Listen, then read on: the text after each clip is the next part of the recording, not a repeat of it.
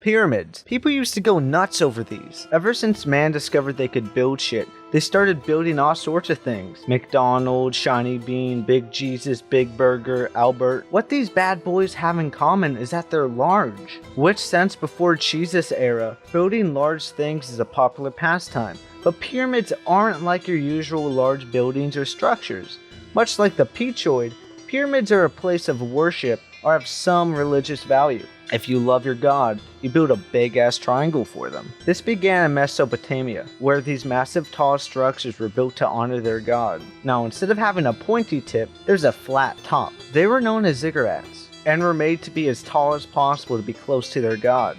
The most famous of these was the Tower of Babel, where it was so tall, God got pissed off at them and made them speak Puerto Rican, Hindi, just random fucking languages so they couldn't understand each other, and then teleported them to random places across the world.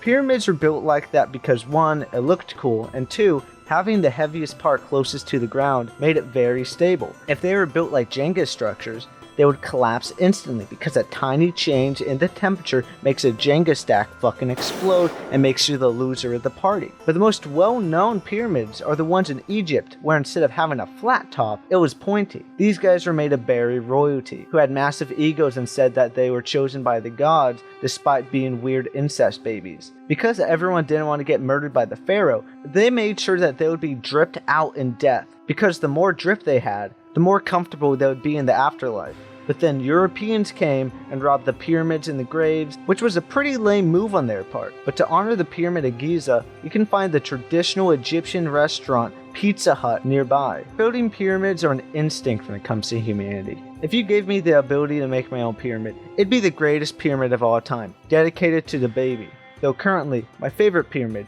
which is probably the greatest of them all, standing at the 10th largest pyramid in the world, Bass Pro Shop Pyramid, Memphis, Tennessee, let's go, baby!